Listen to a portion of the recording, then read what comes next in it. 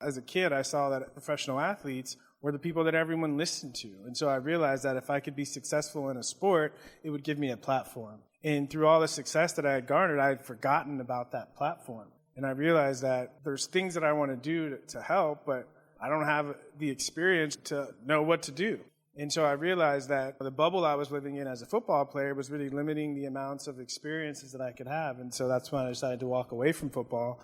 And the first thing I did was I started to travel, and I started to meet people from different walks of life, and I started to get a different reflection about who I was. Because as a famous football player, 99% of the people that I interacted with, it was the same idea of this is what I was. Traveling and meeting people from different backgrounds and countries, I got a sense of, wow, there's more to me than just a football player. And I became hungry to feed and to nourish and to support those parts of myself and their development.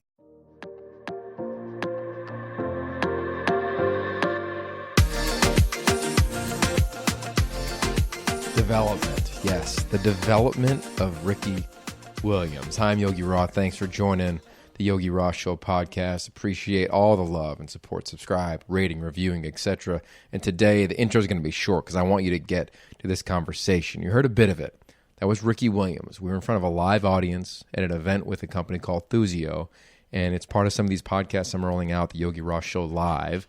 And I love it when they're live because you get to feel each other a little bit differently. You get to talk in a different manner. Tones are different. Everybody's excited. There's a little nervous energy there. And for Ricky Williams, there's a lot of curiosity in the room, especially from the audience and also from myself. I mean, I grew up about 4 years behind him. So when I was playing high school football, he was at the pinnacle of at least college football in terms of winning a Heisman. Everything came back for his senior year, and then he gets drafted in an epic draft. And if you follow football, his story is one that is not very well understood, in my opinion, now after sitting down with Ricky Williams. It takes a lot of turns, but at the end of the day, he does what I think is the ultimate goal for all of us as human beings, which is to seek the best version of ourselves.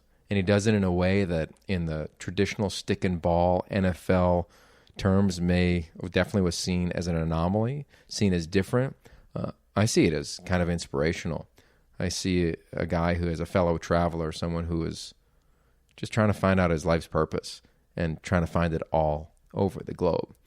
Speaking of conversations all over the globe, whenever I have them, I try to do them with a cup of coffee. And that is why a huge partner on this podcast is Kona Red Coffee. Check them out at konared.com. They're the presenting sponsor also of this podcast. If you want some coffee, just use the code YOGI20. That's right, YOGI20 will get you 20% off. And a little bit about Kona Red.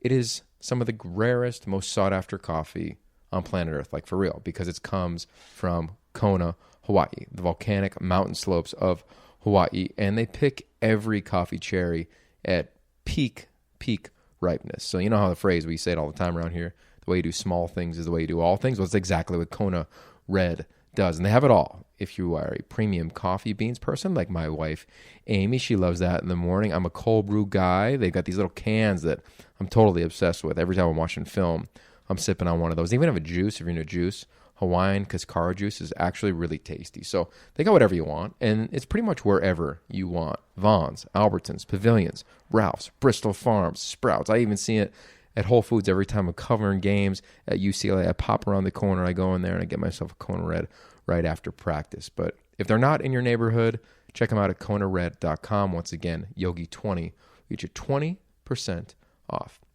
Okay, now I'm getting out of the way. Sit back. In my opinion, I would enjoy this one and then probably run it back again and take some notes, because Ricky Williams is going to blow your mind with his story, his mindset, his vision, and I think you'll be excited about where he's going. Peace. Thanks for coming. We all came for this guy, though. Let's give it up first and foremost. Ricky Williams, thanks for coming. Man, the only bummer about tonight is that we don't have like 3 hours, because we could talk, I think, for a long time. You've got a magical story. And I think all of us just know maybe the cover. We don't really know the pages of it. So I want to ask you first and foremost, Ricky, when we think about Pro Bowler, Pro Bowl MVP, Heisman Trophy winner, everything you can imagine in the world of football, over 10,000 yards rushing, that to me is your form. It's awesome. That's your bio. But I want to know today, if you'd answer the question, what is your essence? How would you do it? That's a good question. I think it's related to all of the accolades you just mentioned. And I think it's about striving towards greatness. And I don't make it about accomplishing or achieving greatness, but it's really about the striving towards greatness. And that's what motivated me from the first day I ever picked up a football. Was I realized this is something that I could improve. I can prove at. I can get better on a daily basis. And from the first time I played organized football in the 7th grade to my last snap, losing to the Patriots in the AFC Championship game, it was the same story for me. Is how can I improve? How can I get better? And then after football and all the things that I've been interested in and I'm pursuing now, it's the same passion. How do I improve? How do I get better? Okay, cool. So that's a big statement, striving for greatness. So I'm curious, first and foremost, how did you, when you go way back in the day, down in San Diego, how did you define greatness then? Yeah, so I mean, I don't think I would have used the same words back then because I was a kid, but I think the essence was the same: is find what speaks to you and what brings you joy, and keep doing it. I think in life, and since leaving football and having to reframe that same question is what is excellence, it's about reaching your full potential. And I think on a football field it was quite obvious because it could be measured in touchdowns and yards, but I think as a human being, reaching your full potential, it's a little trickier to measure. Did you find early when you won every award you can imagine in San Diego County in high school football, was that part of your identity then? Were you like, okay, I'm the dude that just breaks all the records, just keep handing me the rock? Begrudgingly it was. And I think what's interesting about my success is, for the most part, it's all come as a surprise. What I said earlier was true, is as a kid, I loved practice just as much as I loved games because of this idea of getting better. And then when I would show up on Fridays or Saturdays or Sundays, it was usually a surprise because I just work hard, and then to see the result come out on game day was, like I said, it was a pleasant surprise. So were you one of those guys? I always think about being an athlete. I don't know if some of you could relate. Like the night before the game, you lay up in your bed or in your hotel or wherever you're at, and I'm gonna do this. I'm gonna cut like this. I'm gonna score a touchdown. I'm gonna have 5 touchdowns by halftime. And when I visualized, I never played in the second half because I had 5 touchdowns and we won. But I'm curious for you. You said you were surprised by your performance. Did you visualize the type of performer you could be early on your playing days? What I did is I would watch other players that I looked up to, and I would try to emulate part of their game. So my senior year in college, when I won the Heisman Trophy, before every home game, I would watch a highlight film of Barry Sanders his junior year at Oklahoma State. And so I found it's really was tapping into my imagination. And if I could imagine myself or feel myself moving towards excellence, that hopefully I could transfer it into the game. But a football game, like any competition, or really any one that's living at a certain level, it's full of uncertainty. You don't ever know what the defense's game plan is going to be, or who on our team is going to be having a bad day, and so it's complete uncertainty. You just have to trust your training, go in there and see what happens. When did you know that your imagination could go? Honestly, it was just a few years ago. I think one of the things I've learned is most of the things that we're really good at, or that are great at, or are genius, is we tend not to recognize it. We just wonder, most of my success, my response was, why me? Why me? Why can't other people on my team be as special or be as talented as I am? And I didn't recognize that it was my imagination, again, until several years ago, where I thought about my life. And the story I like to tell is and I like to tell this to younger people, but I talk about it because it's funnier. But I talk about, but you'll all be able to relate. I talk about my freshman year in college, and it was the first week of school, and we had study hall, and we had study hall in a computer lab, and the head of study hall said, "Okay, we all have to make an email address." Okay, in 1995, I looked up and I said, "What's email?" And see, the younger kids laugh. But, and I said, "What's email?" And so I kind of struggled, and I said, "What the heck?" As a freshman, my email address was Heisman@utexas.edu. Hello. Yeah. And on my recruiting trips, as I went to each school, I went to USC on a recruiting trip, then I went to Texas on a recruiting trip, and just being on the campus, and the feeling I had was, wow, it feels like if I was on this campus playing football, I could do special things. And that was the feeling that motivated me to choose to go to the University of Texas. And I think, again, that's a function of the imagination. Well, I'm just going to ask it for the SC fans in the room. You didn't feel the Heisman vibes when you were... No, not at all. Not at all. Not even a little bit. And the truth is, I wanted to be a Trojan so bad, but I didn't feel the vibes. And honestly, I really think that's a big element to striving and achieving greatness is being in the right place. Okay, so I want to lean into that. There's this thing athletically, or in any of your professions that you probably can relate to, and the phrase is called self-talk, right? What goes on between your ears. So what was the discussion like? Whether it was then, hey, you can go win a Heisman here. You said you felt the vibes. I'm sure you had some dialogue, one-on-one at the same time. So on my recruiting trip, where there's a room where it's called the Tea Room. It's this huge room, and it has pictures of all the All-Americans from every sport. And it's just one of those rooms when you walk in, you feel like you're taken back in history. And just being in that room every day for study hall, it just really sunk in that I really want to be a part of this rich tradition. And so on my recruiting trip, walking out of the tea room, Earl Campbell's Heisman Trophy was next to the entrance of the door. And as I walked out and I looked at the trophy, again, I had that feeling like if I come here, I can get one of those. And because my underlying self-talk is always, how can I get better? How can I get better? You know, I found a spot where surrounded with coaches that cared about me and were willing to help me get better in a tradition, in a university that loved football. And so I fed off of that. And I really think being in the right place with my mindset, it just clicked. I'm curious. You work now for the Longhorn Network, great analyst there. When you watch yourself play, what do you think about? I hate to say it, but I think of, wow, I could have been so much better. I think as an athlete, I was always pursuing that perfect game, and I came close a couple games, but never. And in a football environment, I tell people, imagining your job, right? Every day after work, your boss said, "Come in here," and you sat in the office with your boss, and he videotaped everything you did the whole day, and you had to go over your whole day and talk to your boss about what you did. It's where you have to learn humility, but it's also a great opportunity where you can learn to improve. And so it just was hammered into me that I could always do things better. And so, and if you really watch a football game or any kind of competition, it's really about who executes better, and that means you do your job consistently enough that when the other team makes a mistake, you can capitalize on it. But you don't ever know when that play is going to be where they're going to make a mistake, and so you have to learn to do your job consistently every time. Speaking of execution, there was a beautifully executed auction a couple days ago, $504,000 for the Heisman Trophy. When you saw that, what did you think of? Well, I mean, it's one of those things where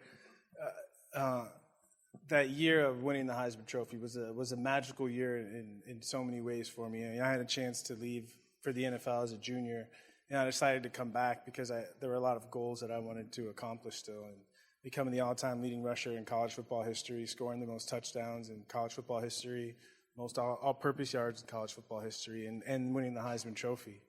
And the fact that I was able to do that, 21 years ago, and that it still means enough that, my trophy goes for the highest amount ever. It's cool. Yeah.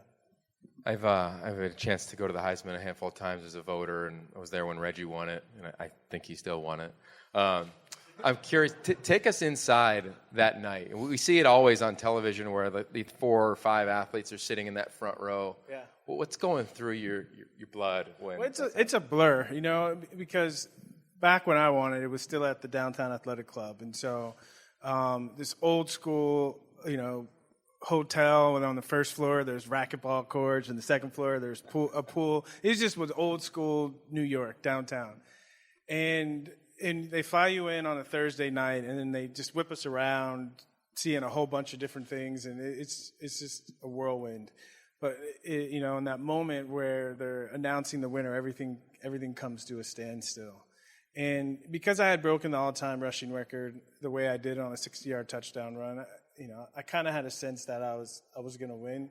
But still, that moment when my name was announced, the thing that stuck with me the most were all the people that helped me get to that point, and how proud they would be that they had something to do with what I was achieving. Everywhere from my Pop Warner coach to my family to my teammates at the time, I realized that it wasn't just me winning the award. It was everyone that contributed to my success.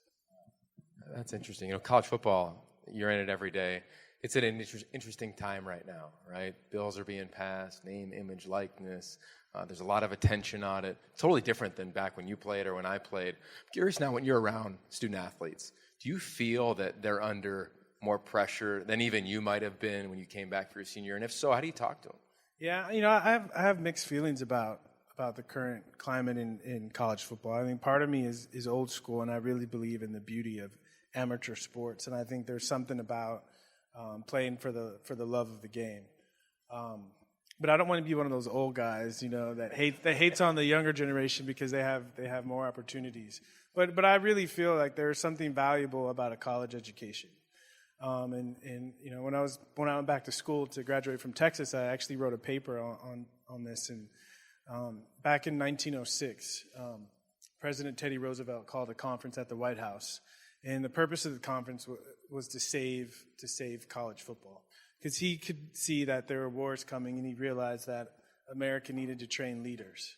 And I really love this idea of college football as this opportunity to train young men to become leaders. And I think now that so much of the onus is on being a stepping stone to get to the NFL, which is a great opportunity for people, I think sometimes the value of what is possible for these young men going through this experience tends to get lost.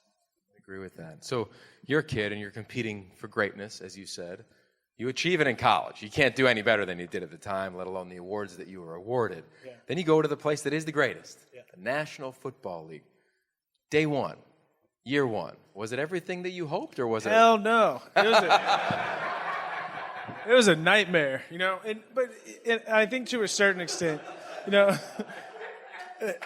the way you set it up was perfect, because I had a lot of expectations. I thought because of what I did in college that the next level would just be a continuation and would be easy, but it wasn't. And I think there's something about when, if you watch television, right, and they're talking about college players, the announcers often will call them kids, and I think there's a certain perspective of young men when they're in college playing college football. And then you make the jump to the NFL, and now you become a grown man, and I was still a kid, and learning how to be an adult in the public eye. And I was naive, and I had a lot of expectations about what that life would be like, and it was nothing like what I expected. What was the lowest point for you? The lowest point was my rookie year, and just part of my internal myth up until that point was, again, this idea of striving for greatness. And so when I first started playing football in the 7th grade, all through my Pop Warner career, every year I improved, and the numbers backed it up. I got into college, same thing. Every year I improved, and the numbers backed it up. I got into the NFL, and luckily for me at this point, I hadn't had any injuries. When I got into the NFL, the first preseason game, I have a bad ankle sprain, and I always prided myself in being one of the toughest guys on the field. And so I rehabbed, and I got back for the first game. In the first quarter of that first game, re-injured my ankle. But I rehabbed and was ready to play the 49ers next week. I survived the whole game. Last play of the game, I dislocated my elbow. Luckily, we had a bye week, and then Coach Ditka was taking us back up to Chicago to play the Bears, and somehow I rehabbed enough to be healthy enough to play. And I fought through these injuries, and I finally got healthy enough. Week 10, had a couple 100-yard games, and I had a turf toe and ended up missing 4 games. And so just a year of being literally hurt the entire year with all the pressure, trying to struggle and make a name for myself at this new level, but my body just didn't cooperate, and I had to learn that difficult lesson that young men have to learn, is that I was human, that I was mortal. Yeah, well, I think unfortunately people that were watching, and I think this happens a lot in football, is we see the helmets, we see the shoulder pads, we don't see the human. Yeah. We definitely don't see in their eyes, and we can't see in their heart, and maybe we don't even ask. And I think that's what made it even more difficult. I think a big difference between the college sports experience and the professional sport experience is, in college, they get you when you're 18 and you're there for 4 years, and whether you like it or not, it's a family. We live with each other, we care about each other, and I think I had that expectation going into the NFL, And it wasn't like that at all. And I felt the fans, to a certain extent, my teammates, that I wasn't a person anymore. I was an image. And I'm very much a down-to-earth type of guy, and that was really difficult for me. You talked about imagination earlier, and I think imagination is tied to a sense of wonder, a sense of wonderment. And I think there's a world with athletes where our wonder switch gets turned off, whether it's by the media, coaches, professional league. Did your wonder switch get turned off for football? And if so, how long was that off? Well, it flickered. I tried to turn it off, but it was so much of who I was that it didn't work. And, people who follow my story know I struggled with a little bit of depression and some social anxiety because I went through an identity crisis. I had been this guy for my whole life, and it worked. It worked, got me a Heisman Trophy and a whole bunch of other stuff. And I got to the NFL, and it wasn't working anymore. So, I had to do some soul searching and find out who I really was underneath the mask and the shoulder pads, because people looked at me like that, but I bought into it too. What my accomplishments as a football player had given me so much that was my identity. It felt as though, I can remember watching it, I was playing at the time when you were early in your career, and it's like everybody had an opinion about you. Oh, Ricky Williams this, there's helmets on an interview. Could you block that out? It wasn't a social media world yet, but did you feel it? And if so, how did you rub up against it? As you described, you're living your dream at the time, at least perceptually. Yeah. Well, like I said, it was a nightmare. So I came to terms pretty quickly with the fact that it wasn't a dream. It kind of felt like it was a nightmare, a recurring nightmare that I was stuck in. But from the outside, everyone thought I was supposed to be the happiest person in the world. So it was a struggle. It was difficult, but on the positive side, it forced me to find something that was actually meaningful to me, because football couldn't serve that function for me anymore. I think for all of us, I think we'd all be able to relate to a certain degree of, we get in our career and we just go, and it's you get a raise, and you're in it, and you're like, damn, I've been in this thing like 10, 15, 20 years, and I don't really love this thing, what I'm doing, right? Right? You feel me on that? Yeah. So for you had to hit pause and do some lonely work, and as you described, figure out your identity. What were some of the things that you did to figure that out, and where did you net out? Yeah, well, one of the things I did is I started smoking marijuana.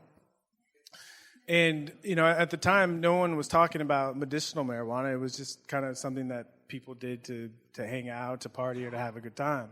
My experience of it was it helped me slow things down, chill, and really reflect. And, when I did, I remember having this moment where I was thinking about why I started playing sports in the first place. And, one of the reasons, like I said earlier, was this opportunity to improve and get better. But a deeper reason was as a kid, I saw that professional athletes were the people that everyone listened to. And so I realized that if I could be successful in a sport, it would give me a platform. And through all the success that I had garnered, I had forgotten about that platform. And I realized that, there's things that I want to do to help, but I don't have the experience or to know what to do. And so I realized that, the bubble I was living in as a football player was really limiting the amounts of experiences that I could have. And so that's when I decided to walk away from football.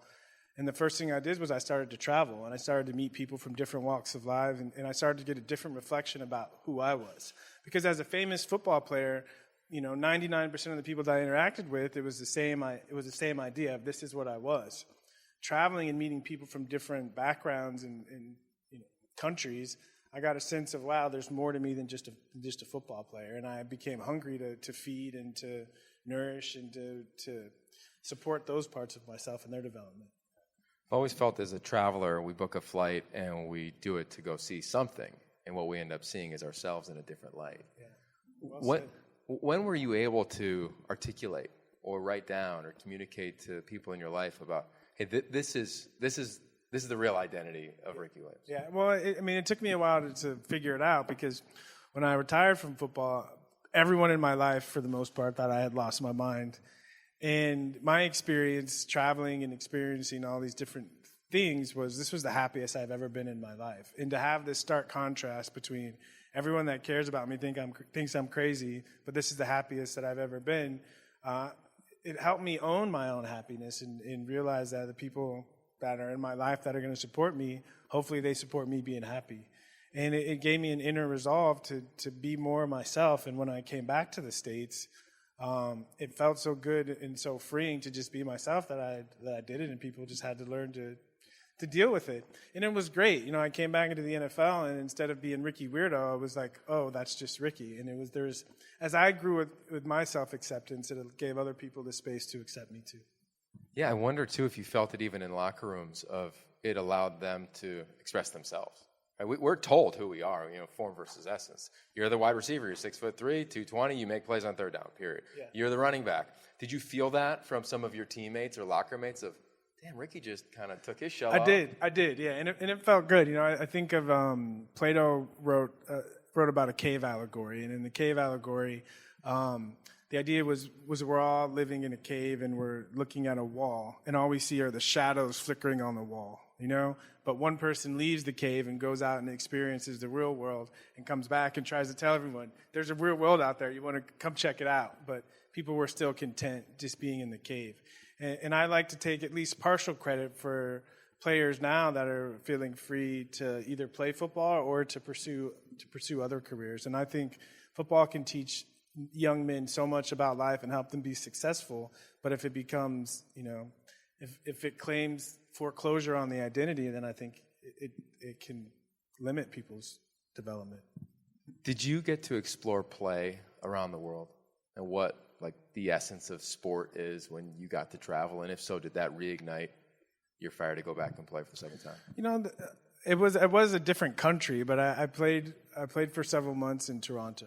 I played in the Canadian Football League, and playing in Canada really helped me connect to my love for football. For one, you know, it was more laid back, and so I got to just have fun. And I ended up playing a little bit of tight end, played some fullback. I got to run down and cover kicks, which was fun. And you know, in Canada, you know, the Americans had to rent a place, and so it was kind of like in college in the dorms and hanging out with the guys, and we would travel commercial flights, which was a trip. But just that feeling of guys playing because they love to play and guys coming together, and it felt like a family. And the game is also more wide open, so it's really about you got to make plays up there. You know, 4 yards, 3 yards in a cloud of dust don't work in Canada, and so in many ways it really helped me fall in love with football again. Do you believe that running back is the most physically grueling position in sport? I think either running back or middle linebacker. I think those two positions, because even as a running back, you know, if we're not running the ball, we're having to pass protect, which is sometimes worse than running with the ball. But I asked that 'cause and also as a running back, it's not just one guy hitting us and tackling us, you know, especially when I was playing, you know. The other team would, all week in practice, you know, have a target on me, and I knew I was going to be getting beat up each week. Well, I asked that on the heels of, you know, you also leaned into yoga. You've leaned into Ayurveda. You've leaned into ways to protect your body. You know, we're in a world now, you know, I'm on college campuses all the time, and somebody gets hurt, it's not go see the Ayurvedic doctor. Yeah. Right? It's let's go get an MRI, and is it positive or negative? Yeah. How were you able to learn about all the hits that you took at that grueling position and heal your body technically from the inside out? Yeah, so when I retired in 2004 and started to travel, I really had no idea what I was looking for. But one of the impulses to travel was this idea of coming to terms with the idea that life happens in seasons. You know that, and I thought about it as like spring naturally turns into summer, summer turns into fall, and there's this cycle. And so I really was compelled with realizing that the season of football in my life was coming to an end, but something else was emerging out of it. So that was the theme that I kind of set off with on my travels. And as I was traveling, I met a guy who gave me a book about Ayurveda. And the first 2 chapters of the book were about living in accordance with the seasons. And so I was all the way in.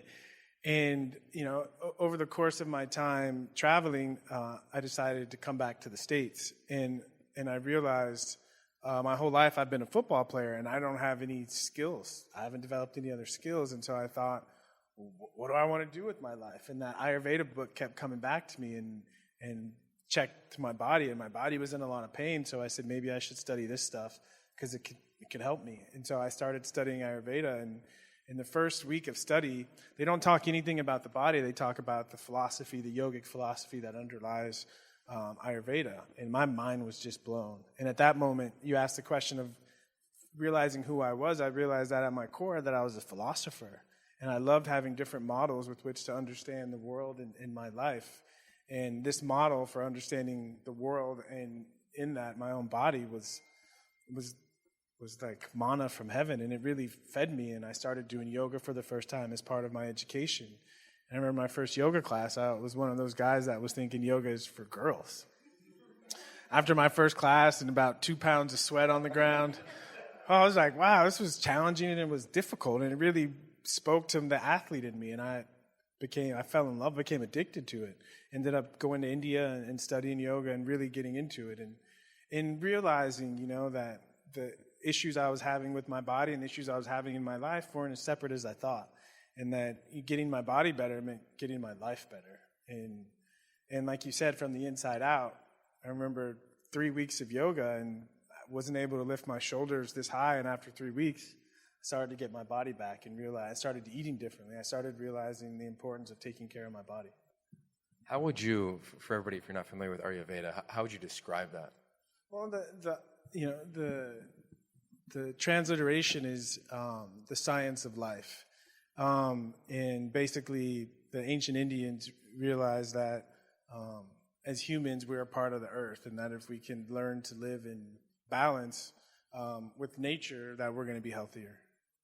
So, for instance, when it's hot outside, don't eat spicy food, because if you add hot to hot, you're going to overheat. Or when it's cold outside, don't eat ice cream. It really is common sense once you think about it and once it's laid out like that. But to find the way to live in balance. I love that. And you're doing that with your new company now. It's really impressive. We saw some of it outside. It's still out there. RW Life, a.k.a. Real Wellness. Why is that? You do a lot of things. You're on TV. You could do speaking gigs all day long if you wanted to. Yeah. But to your point, you want to give back, it seems like, with this business. Curious why that strike you. Well, for me, giving back started with understanding what things have tortured me or haunted me in my life. And as a football player, I think one of the most difficult things that I had to deal with was playing hurt. Am I hurt? Am I injured? And all the anxiety of how do I deal with this? And so as a football player, physical health is directly related to your physical, financial, and even to a certain extent, your spiritual well-being. And so I had a very close experience with dealing with issues with my body. And when I started studying Ayurveda and learning, wow, there's ways to take care of our bodies that don't have such harsh side effects and help us live in harmony with ourselves, I just started learning so much and realizing there's a lot of people out there that are suffering and don't have healthy ways to help themselves feel better. And so I wanted to use my knowledge and create products that help people feel better. Oh, they were great. Got to check them out early. If you haven't, make sure you check them out after this conversation. I find it really interesting and kind of fascinating that here you are as a kid, and I'm imagining you with your dreams, right? You're reaching for the stars. And then I come to learn about your love for astrology. Oh, yeah. And there's this whole world that revolves in that community you dove into. And here we are as a guy who's a football player. Everybody came here and knew you won the Heisman. But you have all these other passions. I'm curious why that one drew you in.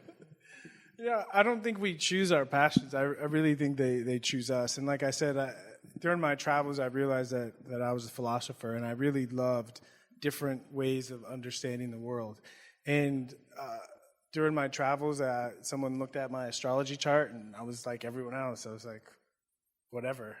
But after the conversation, and it was a simple insight that this astrologer laid out in front of me, and something clicked. And I started to see my life more clearly, and I became fascinated with studying this pseudoscience. And so I jumped in, and really as kind of an experiment to see, does this work? Is this useful? And I mean, it took about 10 years of intense study, but I started to see patterns, and I started to understand my life, and I started to understand my friends better. I started to understand my children better.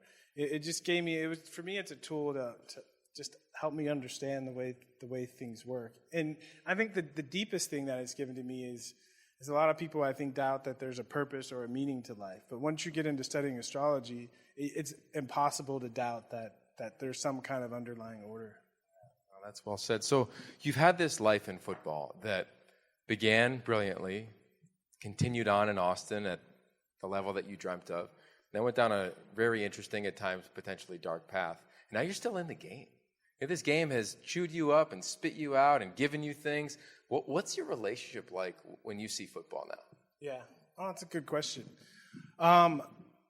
It's all over the place. You know, it's it's funny. I was watching Texas play Kansas. I was covering the game for Longhorn Network, and you know, during the pregame shows, we did a lot of stuff on Les Miles and what he's doing at Kansas, and the truth is, after watching the game, part of me wanted to, you know, call up Les and see if he needed a running back coach.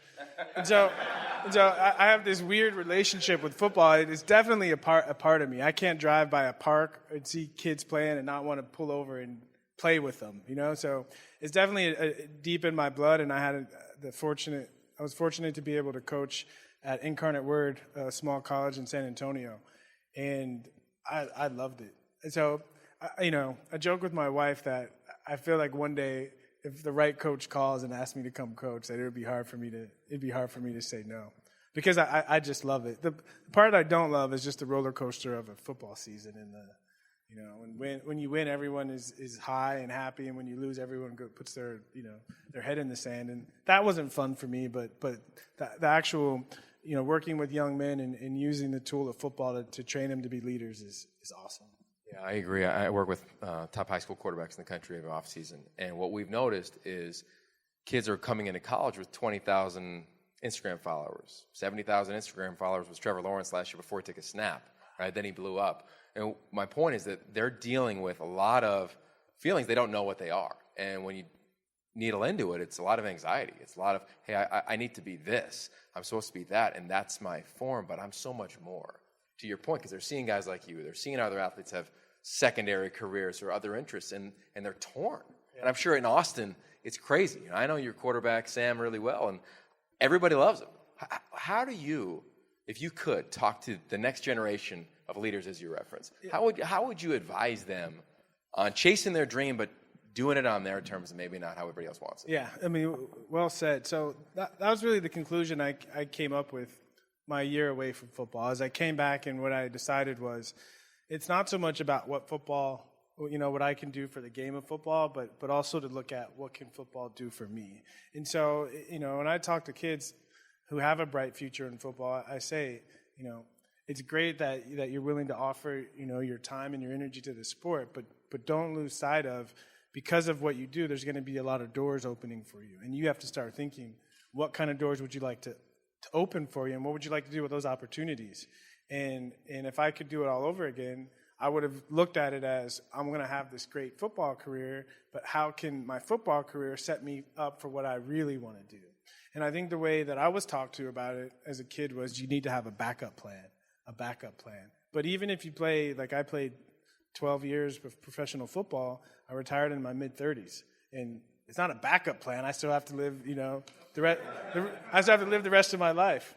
And so I think to realize that football is great, but for everyone, ultimately, it's only going to be a stepping stone.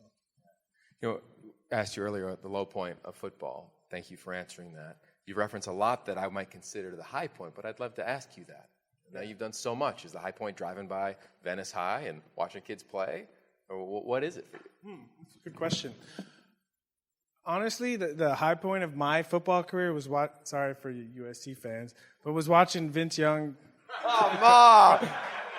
cross the end zone for the national championship. And the reason I say that is because, you know, I'm a big family person, and going to the University of Texas, I wanted to contribute to something larger than myself. And I think the success I had at the university really allowed more recruits and allowed Mac to build a program that finally was able to win a national championship.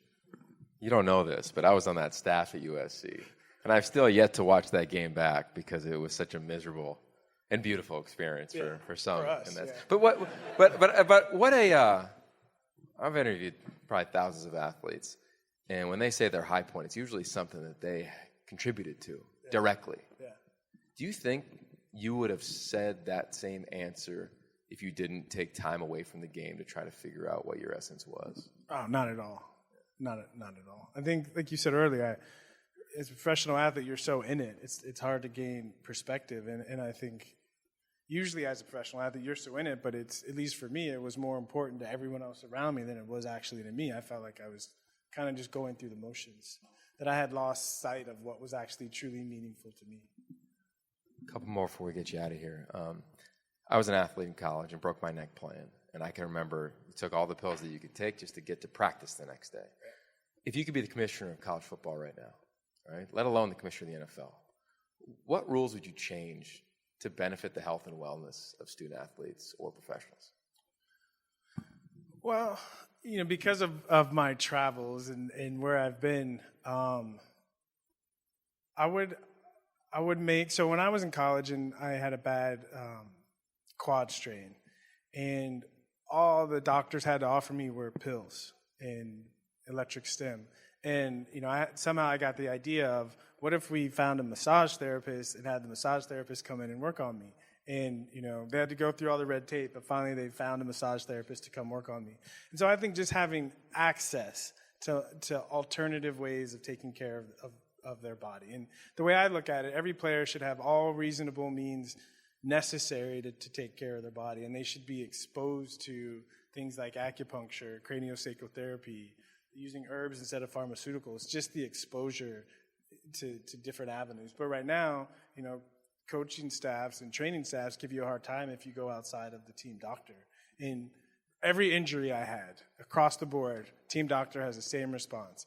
Here's a prescription, and tell the coaches that to take it easy on you. And I was like, first of all, you can't tell the coaches to take it easy.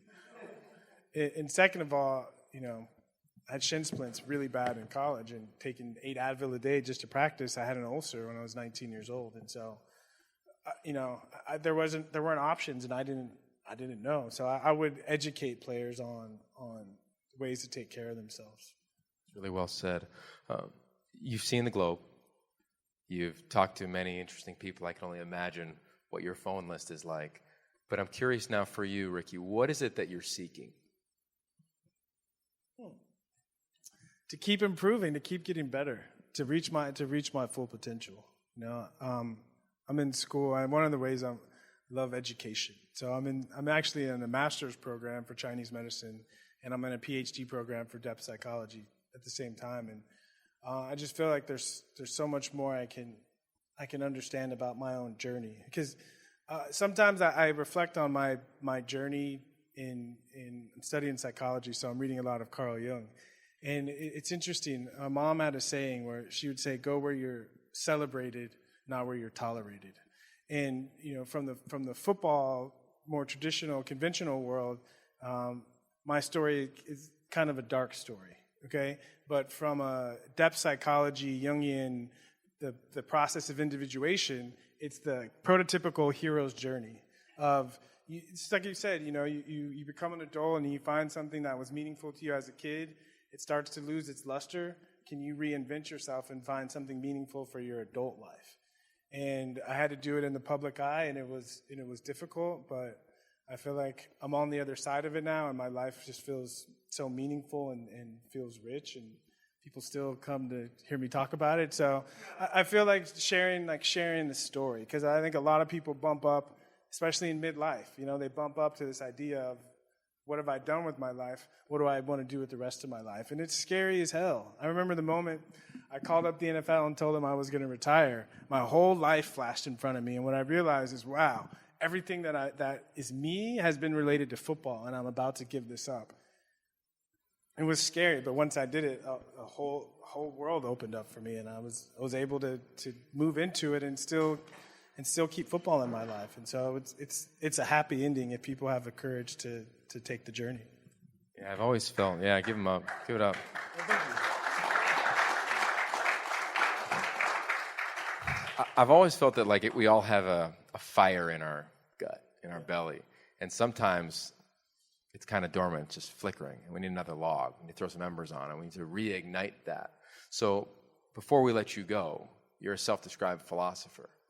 And a lot of people have a philosophy about you. Right. That isn't very accurate for the most part, I'd imagine. Yeah. How would you give us the philosophy of Ricky Williams' life up to today? So I've thought about this. And I've broken it down to 3 ideas. All right? And the first idea is keep it real. Means there's difficult things in life that we have to deal with, but if we don't deal with them, they're not going to go away. Second one is, so keep it moving, right? Deal with your stuff, but keep it moving. And the third, probably most important, is to enjoy the ride. And I think that breaks down my philosophy. Well, I've enjoyed the ride. I hope all of you have as well. I thought that was really well said based on the fact that we all get to have now a different relationship with you, man. And I've done a boatload of these, but this is by far the most enriching one. So thank you for the time. Thank you. This was great. Keep it moving, indeed. All right, don't move anywhere. Real quick. If you like these conversations, if you want more of them, if you want some more insight, subscribe to the How Great Is Ball newsletter. Our producer, Pete Garrison, and myself, we put a lot of time into this. Every Friday or so, we're trying to kick out the newsletter, a couple thoughts from on the road when I'm in Pac-12 communities, talking to coaches or other athletes, things that I think will truly help you, the people around you, if you're coaching people, your family, you and your individual endeavors, whatever it is. Check it out. Go to yogiroth.com. This week, we talk about Ricky. We talk about Chip Kelly, called the last 2 UCLA games, as well as a little story from Antonio Gates, who was recently on one of our podcast episodes as well. Okay, now, before we let you go, every time we do one of these live events, we open it up to the crowd, and they asked a great question to Ricky Williams. It was all about anxiety. Take a listen to his answer before the end of this podcast. Hey, Ricky, I appreciated everything you were talking about. As someone who's kind of dealt with bouts of anxiety through my whole life, what would you recommend as ways to cope with anxiety now? And especially being in like a high-stress business world in LA, what would you do to naturally remedy some of those feelings? That's an interesting question. So I'll tell you what I did. No, honestly, I think that anxiety comes from sensitivity. And I think specifically for men, we're not trained or we're not supposed to be sensitive. And so what I did is I started doing a lot of self-reflection and getting clear on what was important to me. And one of the things I got clear on was I tended to be an anxious person. And so sometimes like the anxiety hits and then we have anxiety in reaction to the anxiety. And when I came to terms with I'm just an anxious person, I didn't respond as strongly to the anxiety, and it usually passed, But, I do a lot of public speaking and a lot of, interacting with people, and I still get anxious, but because I don't respond to the anxiety, and it tends to just pass. But I think anxiety is very normal. Being in a herbal business where one of the things that we treat is anxiety, and so we hear a lot of stories, and people will just come up to me randomly and tell me about their anxiety, and just realizing that everyone experiences anxiety. And to me, I think it's unhealthy to not experience anxiety. I mean, the world is moving so fast. I think it's hard. It's impossible not to be anxious. But I think the first thing is stop judging the anxiety.